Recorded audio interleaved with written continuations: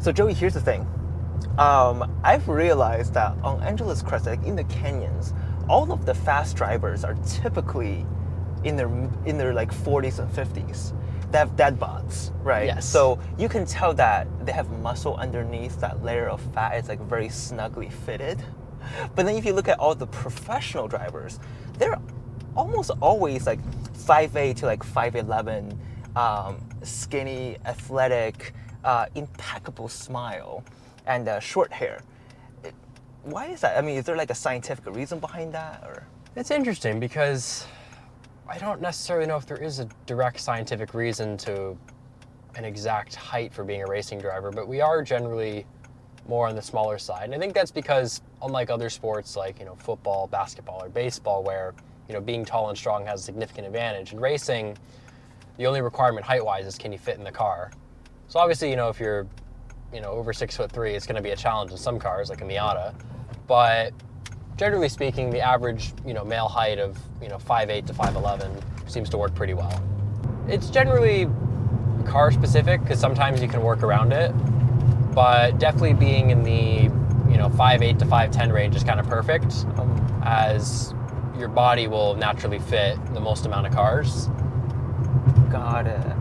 And then I don't even remember how we met. I think we met during one of the Cup series, and I think you beat me, and the next time I beat you. Is that what it is? See, here's the thing.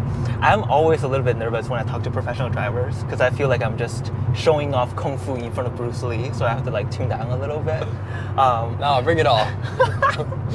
Especially if I drive in front of a pro driver, I always get nervous, and then when I get nervous, understeer happens. Yeah. Yeah, I feel like when you say that understeer, it's like the F word of the automotive industry. Like if you say, "Oh, I spun off the road, I like oversteered," that's pretty cool because you were hardcore. Understeer is like, okay, this guy doesn't know how to drive. Yeah, exactly. And I think it's also because the fact that you can control oversteer and make it look cool with drifting or power sliding. Right. But understeer, it doesn't look cool. You're just adding more and more wheel, and I think it's much more exciting to hit the tree with the car sideways than hit the tree going straight. But I've also figured out two defenses to that. If you understeer, you can just first blame on the mechanic and say, oh, the suspension was not set up correctly. Or you can say that, oh, darn it, this car is a street car first, so it was set up to understeer. Well, to be fair, majority of street cars are. And One thing I learned over the summer when learning how to do an alignment is that a lot of road cars from the factory are set to toe in, which makes them inherently understeery. Oh, I didn't know that. Yeah, so our Porsche Cayenne, that car has 1.5 mil of toe in on both sides, so a total of 3 mil toe in, which will make the car very understeery. But I understand from a safety point of view, you want an understeery car where traction control and the various stability control systems can save you, versus an oversteery car where those systems aren't going to save you as much. Got it. That makes a lot of sense, right? Especially I feel like driving is such a mysterious topic of discussion for the regular consumers. Like when you think of like driving, I mean, it just like driving in a performance way, that's like so out of their consciousness. Exactly. Most people driving is just simply what we're doing now, just cruising on the freeway, going to work or going to visit family, and it's not exciting. They just hop in their car and it takes them from A to B, and that's it. That's their only relationship with the car. Right. So let's start slow and let's start segment from segment. I'll lead you through all of this to have the national audience get to know you a little bit more. So first of all, can you tell us your name, your age, and where you call home? Yes. So my name is Joey Andrews. I am 19 years old, and I live in Glendale, California. 19 years old. 19, about to be 20. When I was 19, I didn't even know what I was going to do in my life yet. And yet you're a pro driver already. It's crazy. Okay, well, we can skip that part because I don't want to talk about my misery 19-year-old. So I know that I called you a pro driver, but in your own words, how would you describe to the general public what your job/career is? Yeah, I've kind of got a lot of hats on, to be fair. But I think generally from a driving point of view, I say to people that I'm an up-and-coming driver, but now that I'm backed by Mazda, there is an argument that am I professional? I'm definitely on the road to being a professional. So I would say for most people, I'd just say I'm a racing driver as the conversation starter. Racing driver or race car driver? I think racing driver is the more formal phrase, and I like the way it sounds better, but it's the same thing definition-wise as a race car driver. Or in the UK, they call it a race driver. Got it. But I think racing driver, it rolls off the tongue smoothly. So recently, there's a huge event that happened in your life, and that's why you told us about the Mazda part of it. Explain what you did and the result of that, and then how your job title has changed with your current sponsor, Mazda. Yes, so I just won the Mazda Spec MX-5 Shootout, and that is a competition that Mazda holds every year at the end of the year, where they look to support the next generation of young drivers. And the way the competition works is they start by looking around the country at all the young drivers looking to make a career in racing, and they select in their eyes, or what are the 50 drivers think to have the best potential and the best fit for Mazda. And they nominate those for the initial part of the competition. I was one of those 50 drivers lucky enough to be nominated. From there, Mazda then has us submit a video to them, answering many questions, explaining why we're excited about this opportunity, what we want our racing career to look like, and what's kind of our plans going into the future. And then in addition, we submit to them a written bio about why it'd be a good fit for the Mazda brand. And then finally, a CV of our racing results showing, what have we actually done on track.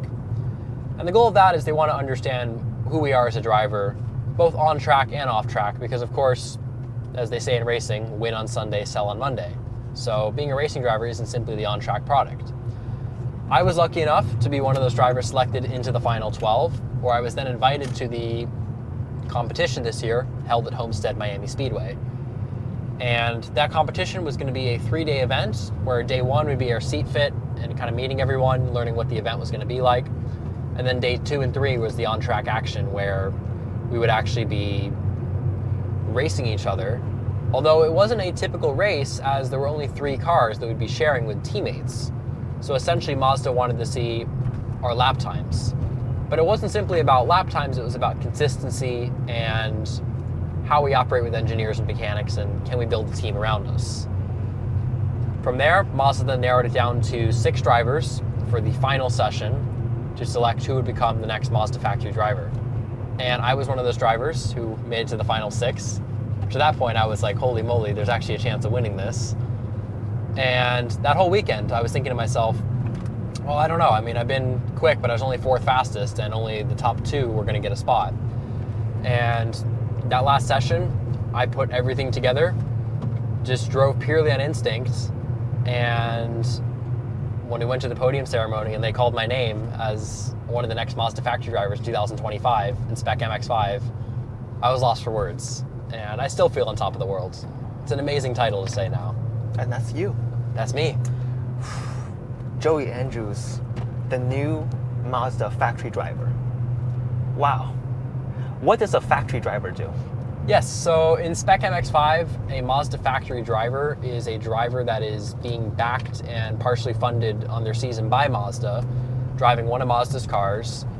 And basically what Mazda is doing for us is not only helping us on the financial side of the season, but we're driving their cars, working with their team members, their engineers, their people on the business development side, helping us manage our career. And the goal essentially is to help us progress in our career and, show that Mazda's been there since the beginning, and essentially have them help push me forward. That's the big thing. So the Mazda's always there. You get to use one of their cars. I'm assuming it's a MX-5? Yes. So in Spec MX-5, it is the NC chassis. And so I'll be racing that series starting in January. And we'll be running in a series called the SCCA Super Tour. So we'll be racing all across the Midwest and the East Coast of the country on some of the best tracks that are well known, including Road America, Road Atlanta, VIR, Mid-Ohio, Watkins Glen, Sebring. And it's pretty amazing to say that. So there's some absolute bucket list tracks of mine that I've never been to. So what does Mazda get out of having you as their drivers?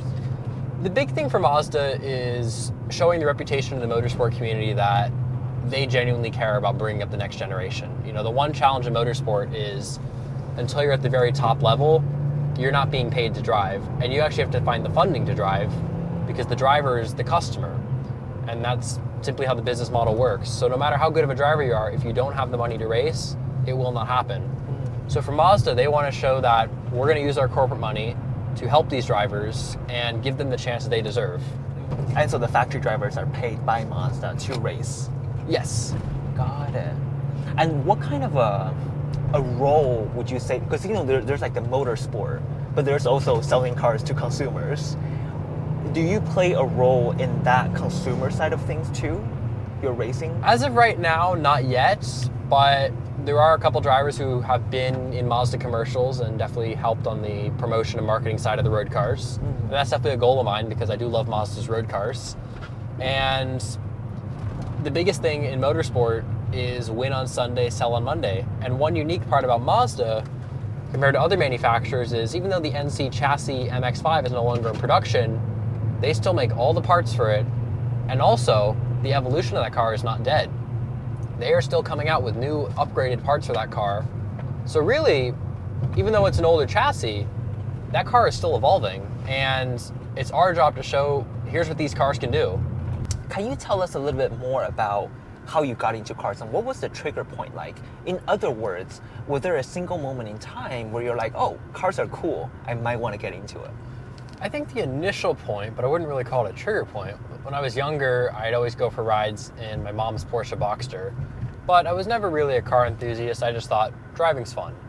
But the real trigger point was when I was in 5th grade and I met my best friend Derek, and he always showed up to school in these classic cars his family worked on, and he'd always bring car magazines, and I'd sit there and read with him, and I was like, these are pretty cool.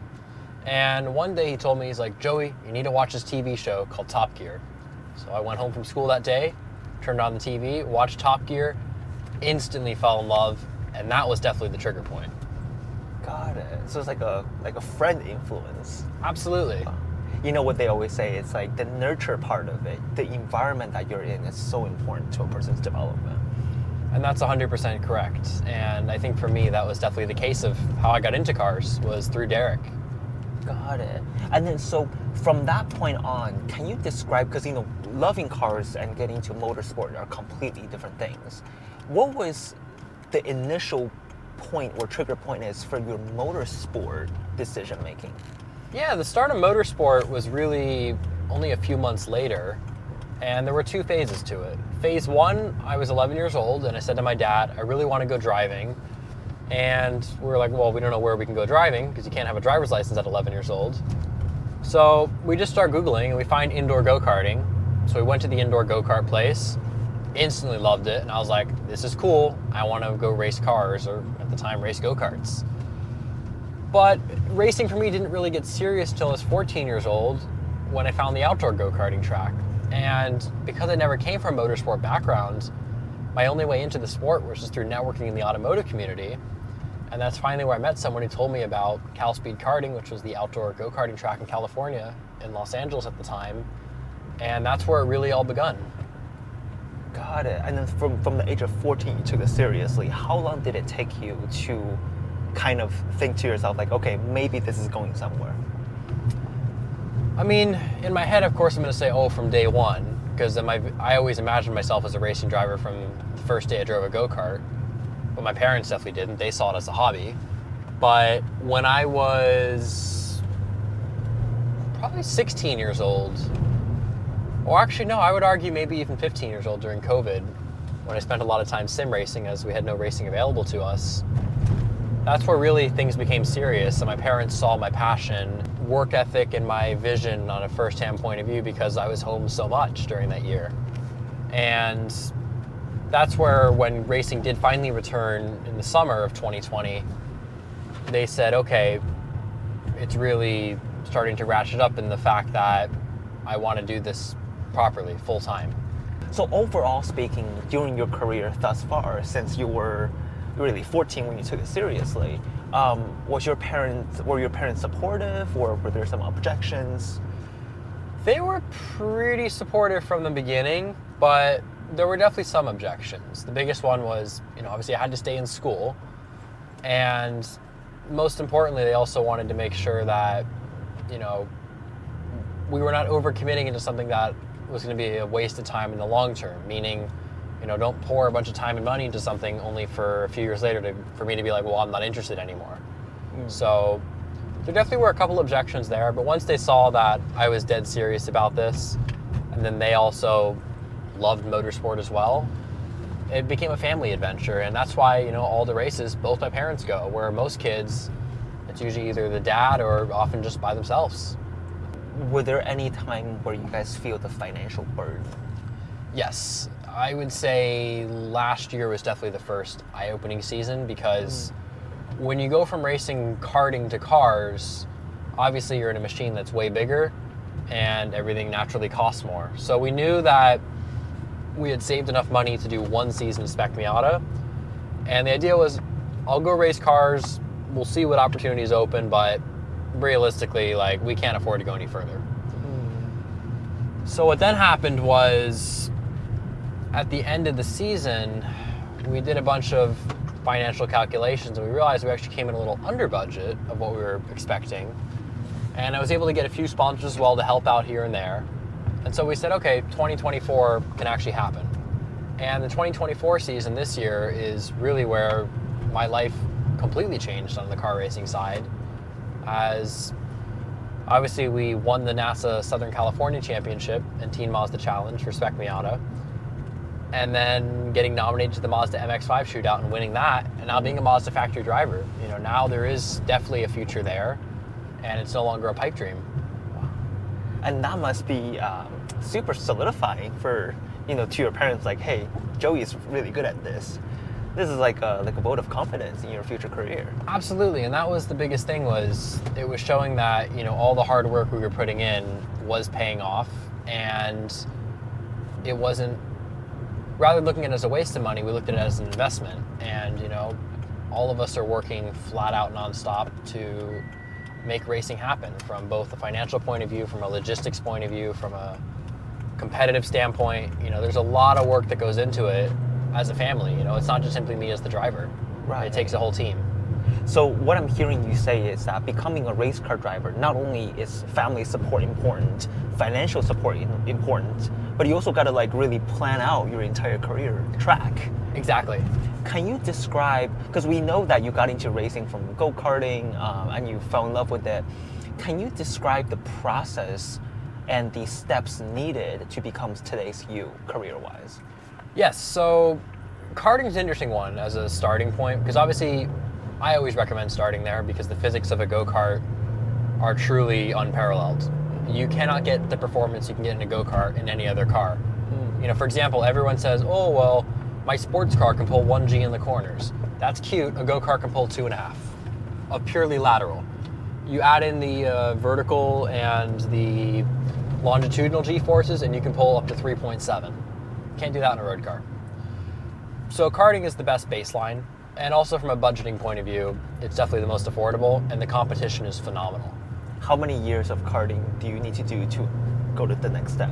There's not an exact number, to be fair, but I think the biggest thing is learning, however long it takes you to learn the racecraft and learn the speed portion. If you have both of those, you're ready to move on. And for me, it was 3.5 years. For some people, they start in a go-kart at 5 years old. And the more experience you have, the better. You know, it's definitely not a waste to be in a go-kart at 5 years old.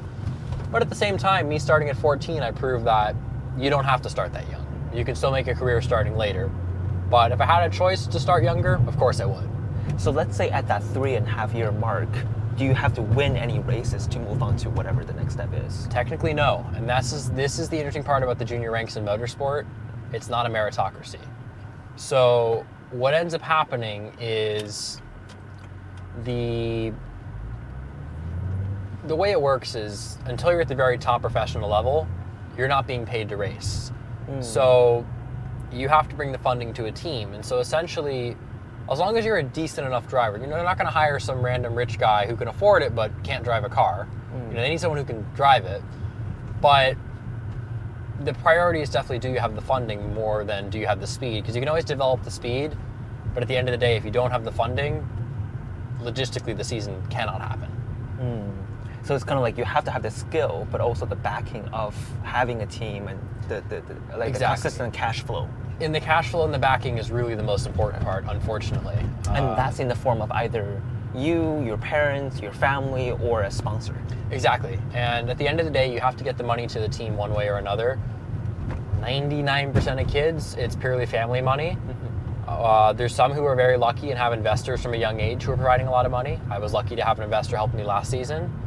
And then in the other case, it's also getting sponsors and companies and people to help out on the smaller scale. You know, that's one way I've really been able to fund this season is through networking and meeting sponsors and building community saying, you know, here's where my situation is looking like for the next season and what can we do together to create a partnership. Now, what do the sponsors get out of supporting a young driver like yourself? Yeah, so when everyone thinks about a motorsport sponsor, they think about, you know, a NASCAR or Formula One where you have a big logo and you're seeing it on TV. And the one challenge is in the junior ranks, at least in the lower ranks when you're starting out, your races are not on TV and you don't have, you know, big series exposure. So you can't sell a sponsorship on, well, you're going to get X number of views. So a sponsorship is really about investing in the driver as a person and emotionally supporting the driver. So angel investors. Exactly. They just love you. They just love you. And that's where I found success is people who see my vision, they see my drive, they see my determination, and they say, I want to support this kid. And, you know, one day when he's racing in the big show, you know, great, I'll have the publicity aspect and the B2B aspect and, you know, whatever amazing opportunities come from pro racing. But the idea is saying that you were there from the beginning. Got it. So, I mean, which is very interesting. This brings us to the stereotype aspect of it. So last year I was talking to a Porsche driver.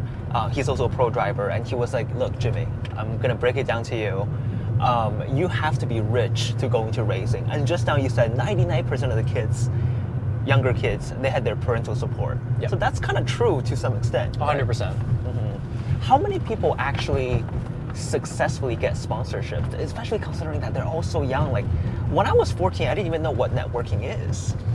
Yeah, I think, to be honest, it's less than 1%. I really think it's a small number. And I think there's two reasons for that. I think one, for the kids who do come from rich families who don't need the financial backing from an outside source, they don't need sponsors. So, like, why should they go through all the effort and pain to try to get sponsors? And I think from the other point of view, it's also the situation of some kids just see that their career statistically won't happen, which is not a very optimistic view, but that's a reality for a lot of people and they don't even try. And for me, I knew that, well, you know, I don't come from a family with lots of money, so if I'm gonna fund my season, it's gonna have to be through sponsors, and I'd rather fail trying than be like, you know, later in my life, oh, I wish I tried. You know, if you had the sting of regret, that would kill me the rest of my life. Just sitting there being like, well, I could have done this, but I didn't. So are your parents your accountants too, and also your manager? Yes. So my mom, as she goes by, she calls herself the momager. And exactly, you know, when it comes to the accounting, when it comes to the managing, we're all together as one team. And we definitely spread ourselves super thin, which is why we're often very stressed out and fatigued from all the constant 18-hour days. But we always manage to pull it together, and at the end of the day, that's what counts. And that's on top of what they already have going on in their lives. Yes. Okay. Wow. So it's like a consistent battle of like racing, refining your craft, but also paying for stuff, but also getting money from investors. Whew. That's a lot. It is. It definitely is a lot. Do you ever get tripped up about your career choice? Like, you know, one day you just wake up and be like, holy moly, I'm a racing driver. I mean, that, to be fair, right, you're an athlete because motorsport is a form of sport. But I feel like because we see football, baseball at school, it's very easy for people to wrap their mind around like a pro athlete. But when they hear like a pro race car driver, that's pretty far away from the consciousness. Do you wake up and be like, holy moly, I'm a race car driver, what? To be honest, I never really did until after I won the Mazda Shootout, because once it finally hit me that like, okay, Mazda's backing me, I'm part of the Mazda family, this is actually official, then I realized like, holy moly, this is a big deal. And I would say that's the real part where it did hit me for the first time, like, I'm a racing driver, and I'm racing for a manufacturer. So in the past, you saw it kind of like a passion pursuit, a hobby, but then now it's like, this is the beginning of my career. Exactly. Like, I always wanted it to be a career, but to be honest, it was purely just a hobby from a professionalism standpoint. Right. Where now, now it's properly professional. Right. So obviously everybody has self-doubt during their career. What can trigger your self-doubt? And when you have self-doubt, what are some of the things that you're thinking to yourself? Yeah, the biggest self-doubt I have is looking into the future or comparing myself to others and just thinking about, like, how in the world is this going to be possible? And the only way I really get over it is to just not overthink. And that was a big weakness of mine last year, was learning how to get rid of that, because it's a killer, self-doubt. Because at the end of the day, everyone's context is completely different. So you're just making an inaccurate comparison that does you no benefit. Got it. What can trigger yourself to compare yourself to others?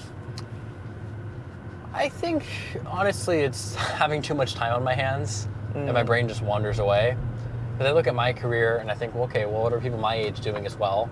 Because I'm always looking at it from a point of view of how can I improve? And don't get me wrong, you need some comparison.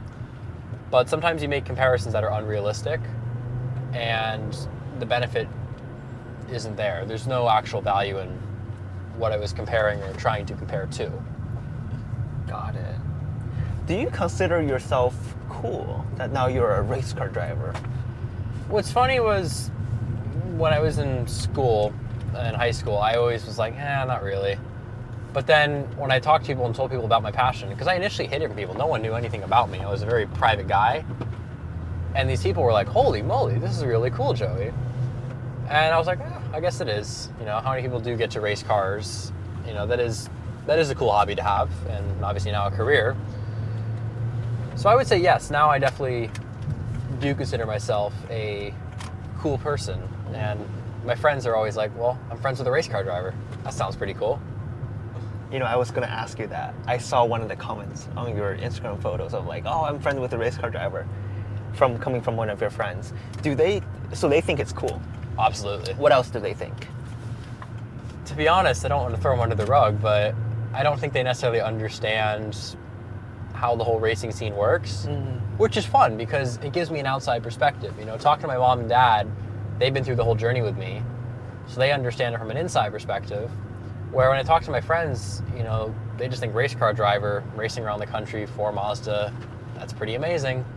And I love that perspective from them. And then you guys make it look so easy on the screen. Yeah. Racing, it just seems like, oh, every car grips, but it's like a very delicate dance. Your grip is always on the edge. Exactly, it's a total dance. And the thing is, you're driving to the limit, not over the limit, but to the limit. And it's very easy to go over the limit. It's very easy to go under the limit, but holding at the limit is the hard part, because that's where the window of performance is for being fast. So we do make it look easy. When I look at the onboard footage, I'm like, wow, the car looks great. But when I remember driving it, I was like, I was actually having to work a lot harder than that behind the wheel. And all those little inputs that are very small, you don't see those on camera. Those are purely in feel. I think really when it comes to sports, right? Racing, parkour, I think that's what you call it. Yeah, parkour. These are the only sports I can think of that you're literally on the verge of life and death every time when you're doing this sport. Can't say that about badminton or table tennis, And I don't think a lot of people realize that when your parents go watch your race, it's like seeing your kids fighting with, death.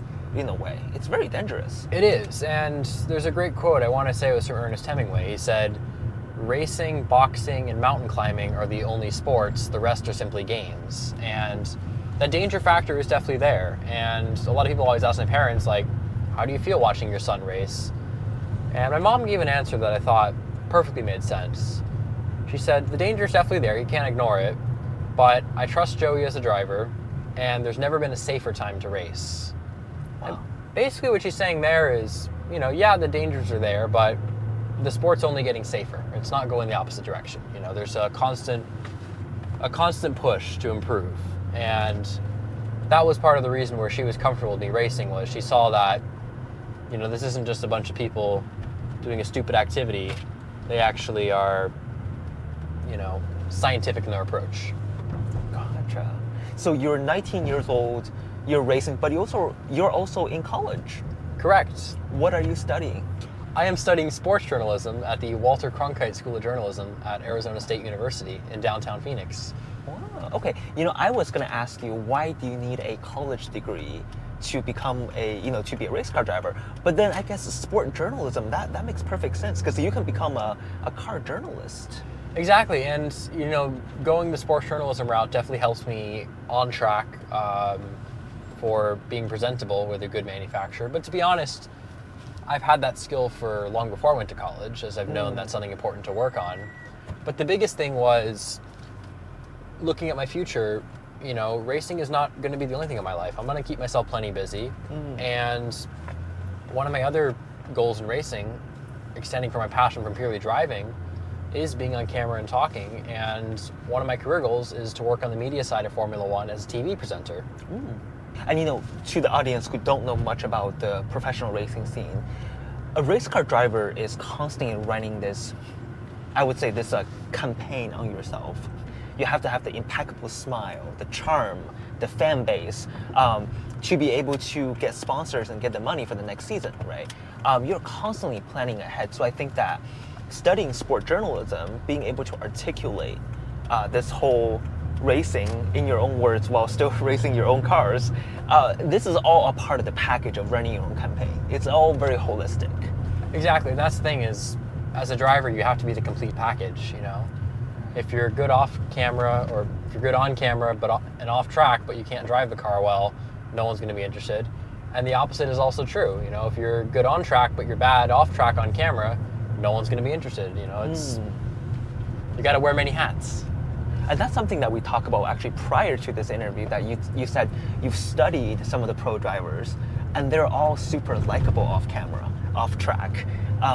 And that's how they have the fan base, right? And then that relationship that they build off track is one of the reasons why they're so successful. Can you talk a little bit more about that, and also how, you know, you're set for 2025, but you have to think for the next year ahead?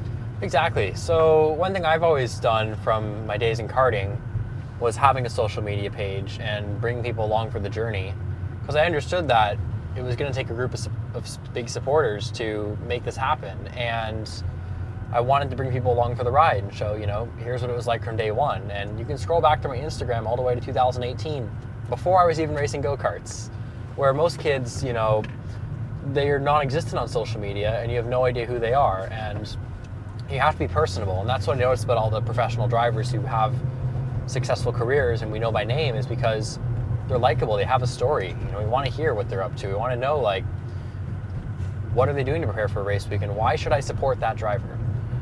And that was my goal of my social media, and still is to this day. And the other part is showing people the route into the future, because my racing career doesn't just end with me being a Mazda Factory Driver in 2025.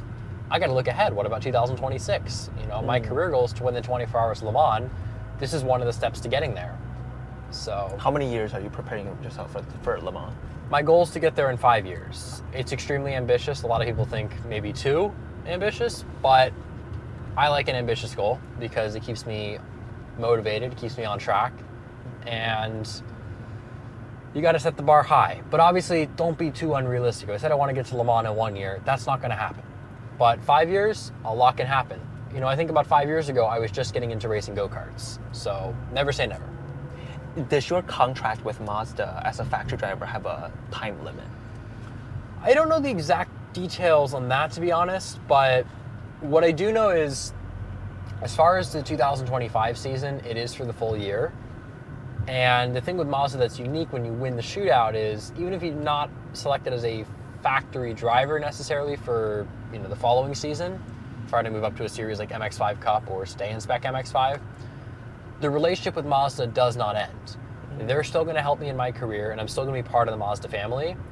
So it's kind of one of those, you're in it for life. So you're running an inexhaustible campaign Yes. for yourself.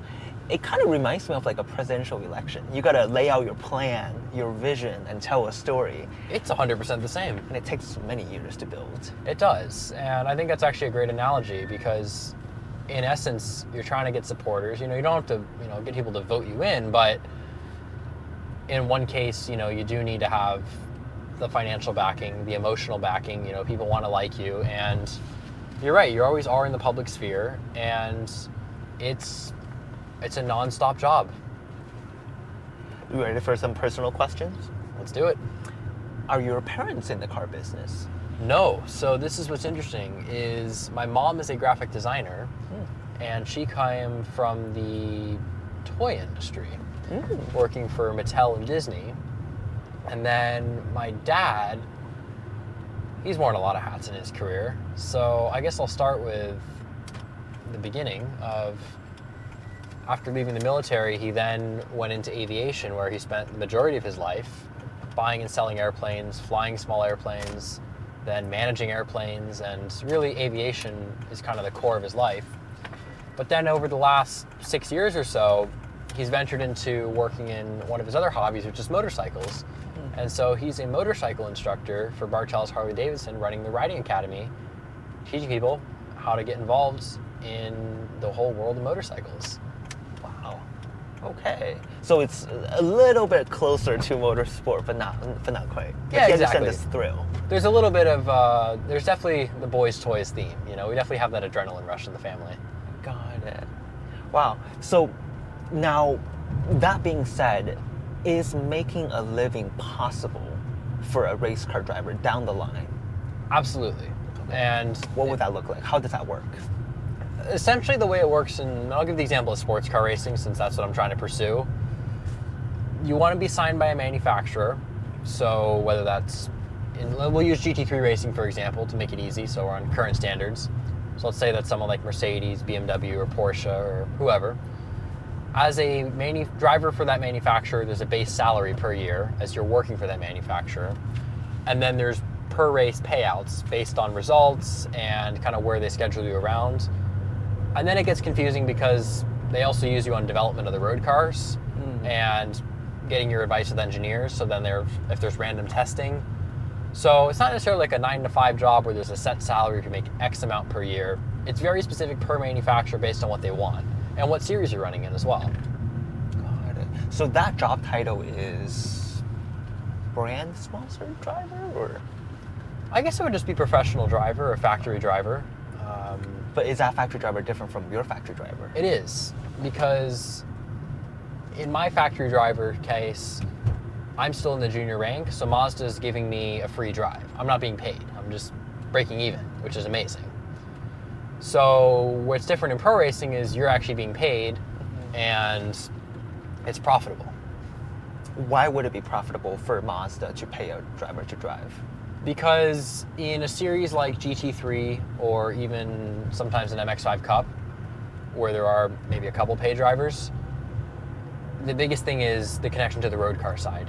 When you look at an MX-5 Cup car on track, that's the same chassis as the ND MX-5 road car. So the idea is that you see the race car and you say, how can this help sell road cars? And so racing for the manufacturers is purely a marketing exercise. You know, the people at the company love the whole adrenaline rush from the speed, and they want to say, well, how can we turn this into our actual business, which is selling road cars? So it's almost like a luxury brand, for example, like Gucci or Chanel running an ad campaign. And that ad campaign doesn't really make money from the campaign itself, but it helps building the company's image. Exactly, and that's what racing's about. It's purely the company's image. And by seeing a series like MX-5 Cup, you say, hey, look at that, Mazda has a motorsports division. Mazda has a vested interest in racing and performance driving. That's really cool. Whereas if a manufacturer doesn't have any racing series, you're not gonna look at them as a sports car manufacturer or a manufacturer that makes cars that you wanna drive fast. So for every manufacturer, it's all about perception and how we view them. Got it. So in the same analogy of like the fashion brands, you're like the model that they hired to act in the ad, or the model to walk the runway. 100%. Okay. To wear their clothes, to walk the runway, and then they can sell clothes to the consumers. And we literally do wear their clothes. You know, you have the Mazda logo on the race suit. You have all the logos of the partners, and it's exactly like being a fashion model, except instead of clothes, which you do have, you also have a car as well. How far are you from achieving that role?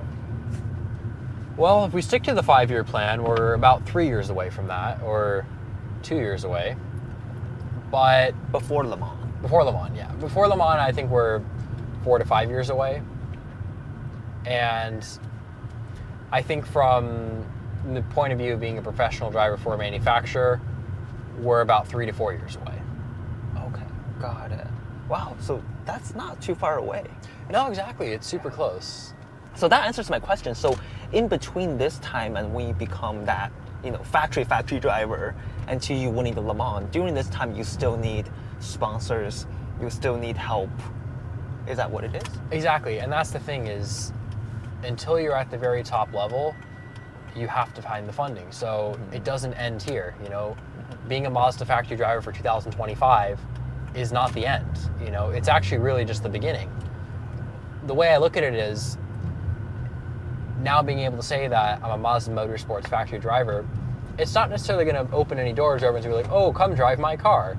It's more of, you have all these opportunities that exist in motorsport, but you need credibility. And now having Mazda's backing and their belief and their support is able to give me the key to open that door. I still have to find the door and open the door, but I now have the ability to. Absolutely. So if anybody watching wants to support Joey's career in the next 5 years, he definitely needs help. And wouldn't you say that every dollar counts? Absolutely. And one project I'm working on, which is going to have the hard launch next week finally, is my crowdfunding campaign. So one challenge in motorsport, besides simply the financial aspect, is when it comes to getting actual funding, you have a budget of a season. I'm going to use round numbers here. These aren't the actual numbers of what the season costs. But let's say, for example, a hypothetical season in a racing series costs $100,000. It's going to be very difficult in the junior ranks to get a sponsor to give you $50,000 to cover half your season. Because for them, what is the return on investment in the short term for that series that costs $100,000 where they're giving you 50? It's not there. So it's a lot easier to get 10 people to give you $1,000 than one person give you $10,000. So my idea going into 2025 was looking at a driver from Porsche Carrera Cup 10 years ago named Dino Zamparelli. And he funded his season through crowdfunding. He was from the town of Bristol in the UK, and he called the hood of his car, or the bonnet as the Brits call it, the Bristol bonnet. And he got a bunch of people and companies for a much smaller amount of money to have their chance to have their name on the car by donating to his crowdfunding campaign. And he literally covered his entire car in these names. And he was able to fund his season and make a racing career from that. So for 2025, I'm going to be doing that on my Spec MX-5 car. So I have 2 tiers to make it simple. And the third tier that's not part of the crowdfunding is being a direct sponsor. And being a direct sponsor is not going to have a specific price, but crowdfunding will. And the goal is keeping it simple. So the first level is $100. And for the $100, you're going to get a Stiglet shirt, some Stiglet stickers, and you're going to have I'm going to have a crowdfunding page on my website. Well, there'll be a little thank you.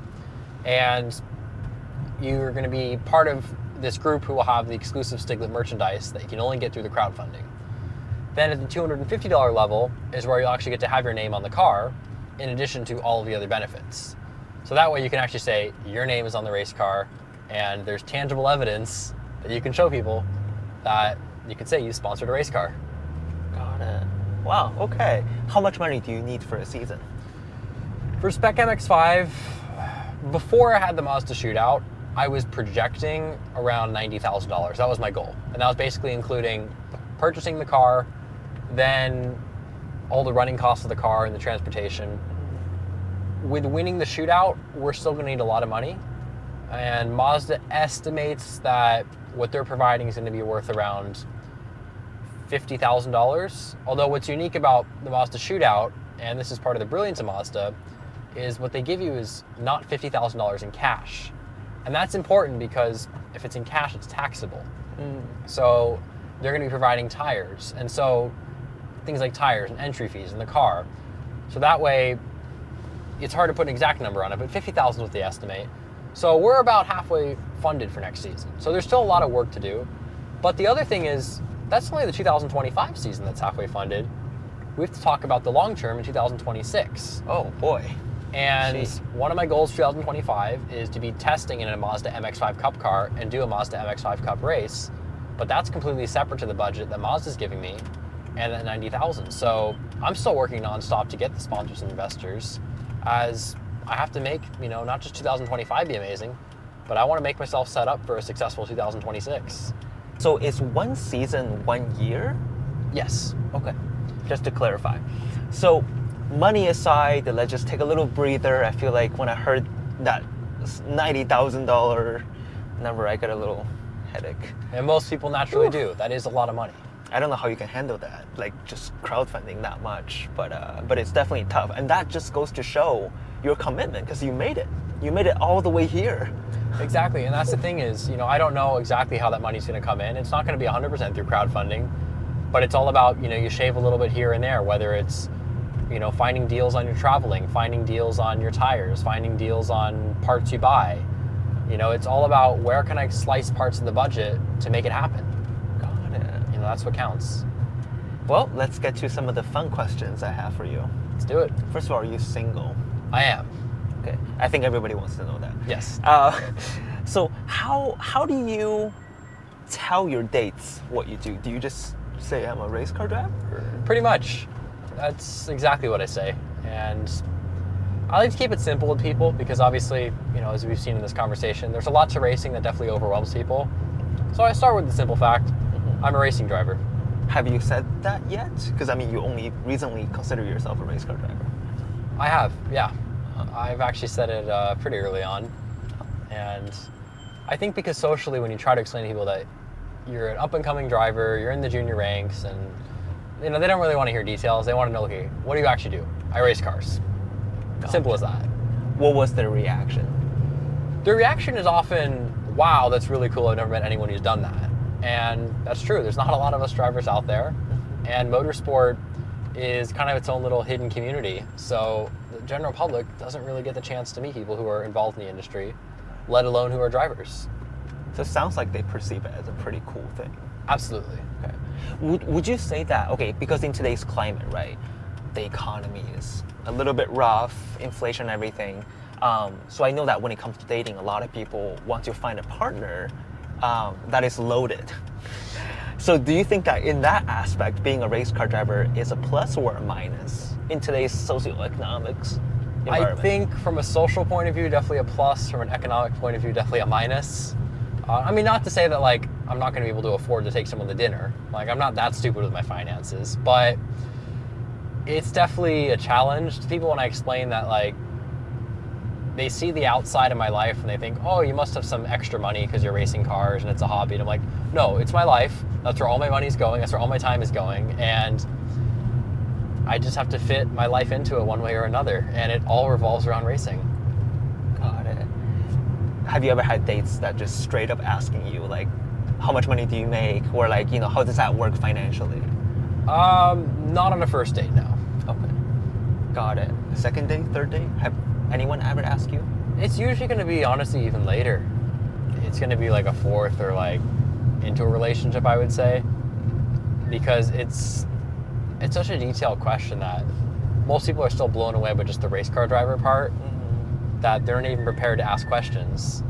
Because naturally, most people, they don't know anything about racing, which is totally understandable. So when you do get to that part, was it a positive thing for them to hear or a turn off? I would say generally a positive thing. And there's two reasons. One, I'm not saying it's positive that, I get to pretend I'm the underdog. Because don't get me wrong, my story definitely is an underdog story. And I'm not using that to impress people or try to, make you perceive I am a certain way or I'm not a certain way. But what it shows them is that my grit and determination is there and I'm very hardworking. And in that regard, it's definitely a positive, especially when I tell the story over the progression of the last 5 years and what I want the next 5 years to look like. People see that and they think, wow, that's pretty impressive. And your story is not the story of I became a lawyer, I make this much money now. But it's just more a story of your character.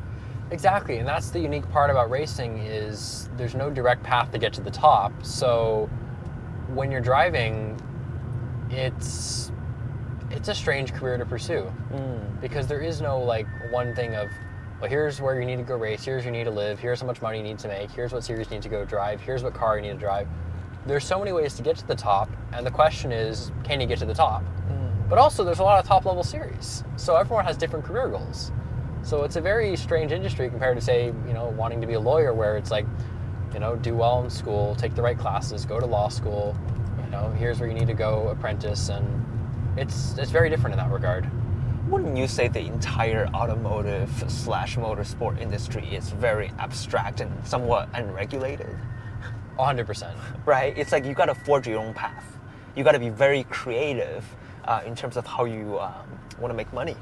Exactly, and that's the thing is, it's an industry where, apart from the engineering and manufacturing side, it's not, well, and obviously you have the marketing side, but it's not really corporatized that much like people expect.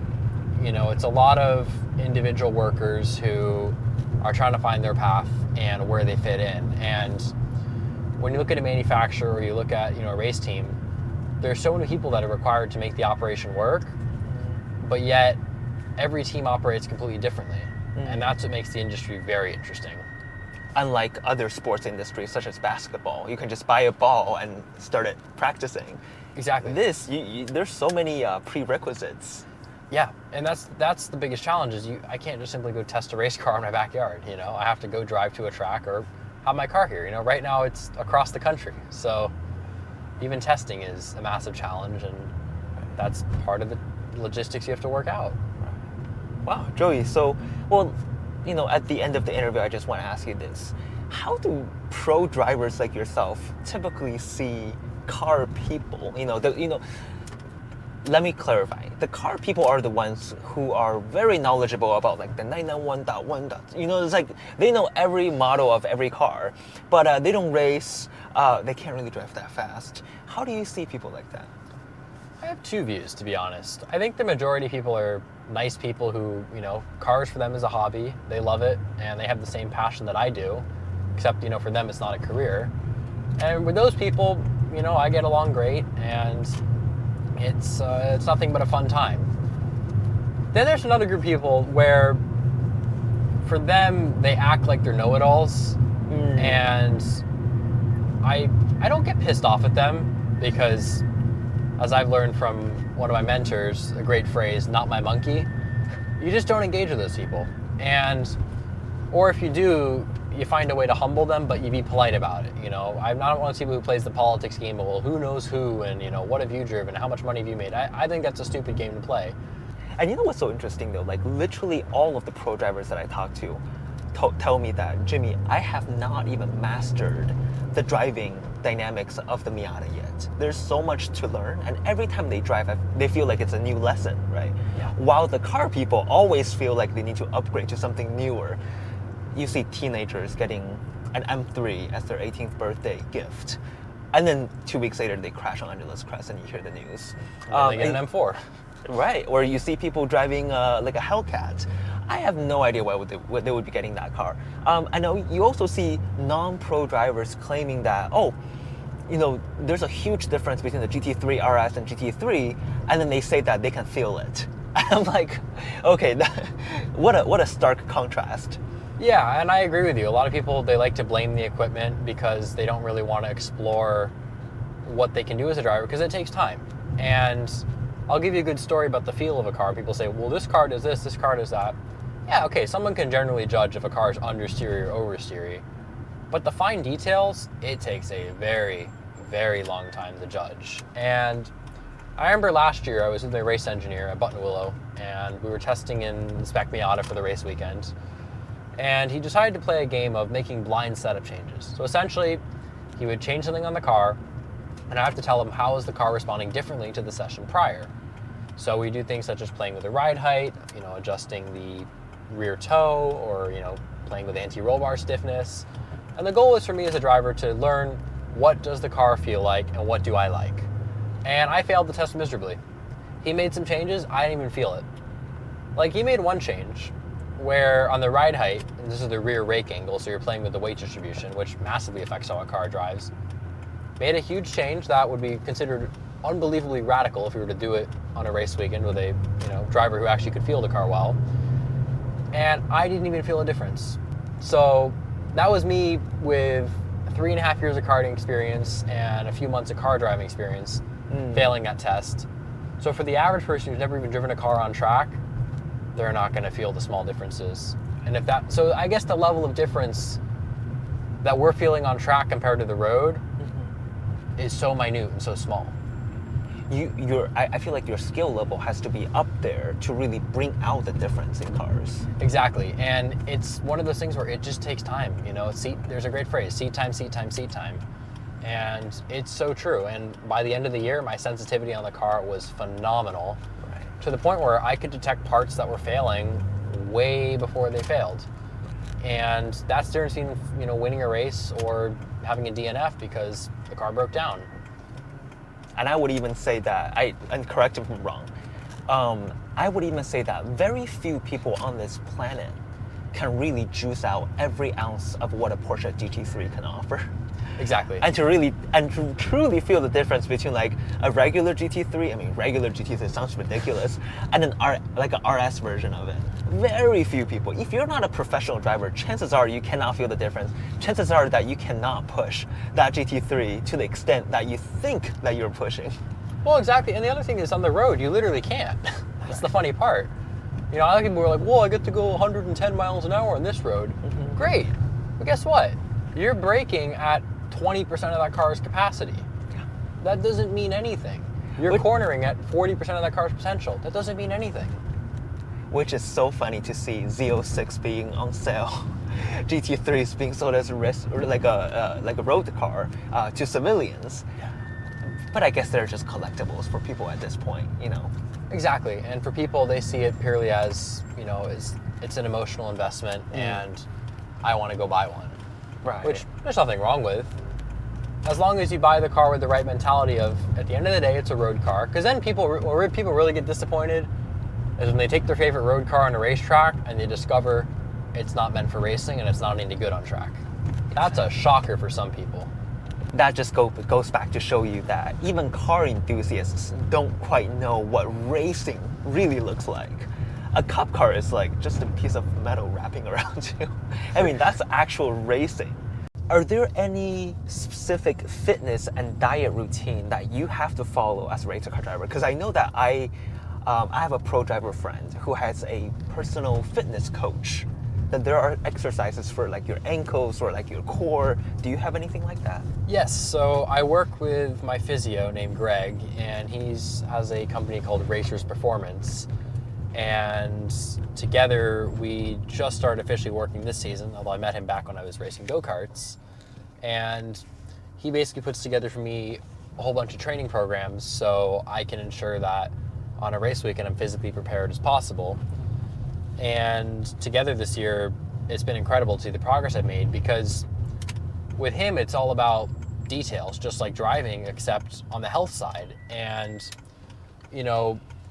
to be fast in a race car, it's not simply just the actual driving technique, but making sure mentally and physically you're in the right headspace so you can actually, get the most out of yourself consistently. And working with him has been great. And as far as, the dietary side, we're not super strict of like, oh, I need to be this many calories and, this many grams of this and that. It's more, here's foods to eat on race weekends, here's foods to avoid, here's how I should be preparing, and that's more the dietary side. But as far as the physical training and the warm-up side, we're always every weekend talking about how can we improve on that side and really, maximize our performance in every aspect possible. Do all race car drivers have their fitness coach? All professional drivers do, to my knowledge. As far as most drivers in the junior ranks, they don't. Sometimes manufacturers will give a driver a trainer, like Red Bull does, for example. But for like me starting, even Spec Miata with him, that's very much unheard of. So now, are these fitness routines specifically designed for drivers? Yes, they are. What are they? So the biggest thing in driving that you have to work on is honestly having a well-balanced and well-proportioned body. So it's a combination of strength, of obviously, when you're driving cars with no power steering, or, really stiff brake pedals, and having good footwork. You need to have strength so you can be precise. Then it's cardio, because you're in a race car that's 140 degrees for a 45-minute race, and you have lots of adrenaline going through you. And mentally, in addition to driving, you have the racecraft side of racing wheel to wheel. It's a chess game. So you need to be really strong on the cardiovascular side.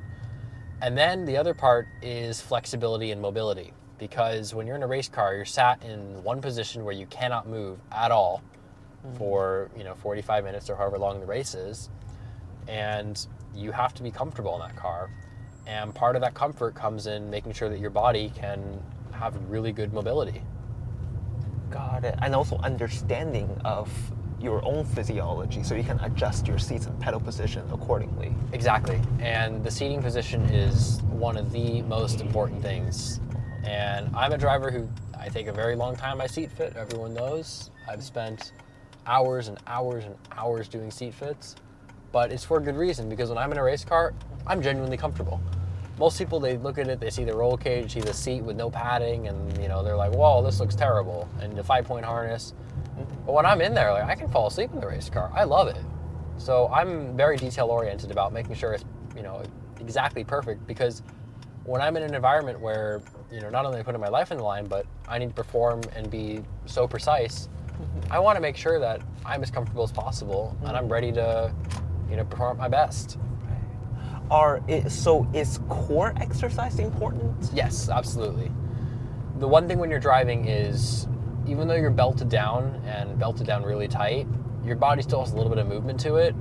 But the most important part is your body being stable, because there's a great saying in racing, which is the car goes where your eyes go. So essentially, when you're on track or even on the road, you want to be always looking ahead, left and right, or in your mirrors or wherever you're looking. And for your head and neck to be stable, it all starts with your core. So having a strong core is super, super important for that. Got it. What about glutes exercise? Because I'm imagining you're sitting for an extended period of time, your glutes kind of shut down, right? They do. And that is one thing, is your legs do get uncomfortable towards the end, simply from the fact of you're doing a lot with your feet. From the heel toe downshifting to the left foot braking to, really having to operate so precisely, because the pedals, they're just as important as the steering wheel in terms of getting a car around a corner. Right. So your legs have to be really strong as well. But most importantly, they have to have the endurance to them, If you're strong on a, leg press, but you're not consistent on a racetrack for over 5 minutes, that's useless. So maybe that's why all of the race car drivers that I know of are all lean and mean, because that's the ideal physique. Exactly. And the other thing is, in racing, you have a minimum weight limit.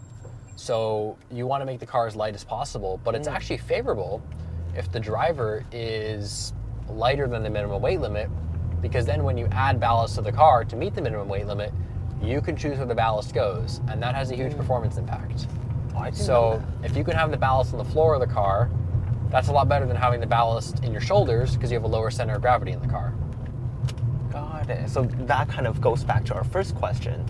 5'8" to 5'11", a little bit on the lighter side. That's actually a technical advantage. Absolutely, it's a huge technical advantage. Height-wise, not being too tall is important, because it makes your seat fit easier, as some cars are just going to be really, really small. And then from a weight point of view, that's really the biggest thing of car performance. We want the car to be as light as possible, and at the races, the car weight is measured driver plus car, because that's what's happening on track. Well, so that being said, Joey, I think that's the end of our interview. I thoroughly enjoyed getting to know you a little bit more, hearing your insight. I'm pretty sure that the national audience is going to love it too. Yeah. So what do you have to say to wrap this up? Well, thank you again for this opportunity. I hope you've enjoyed hearing my story and learning all about my crazy adventures I've been up to and where I see my career going. And, as we always say with cars and being car enthusiasts, it's not just about the cars, but it's about the people and all the connections we make along the way. And that's why I love this journey, and that's why I decided, you know what, I'm gonna go try to pursue a career in racing, because you never know what can happen. Gotcha. So everybody should go racing. Yes. Perfect. All right. Take care. Bye-bye.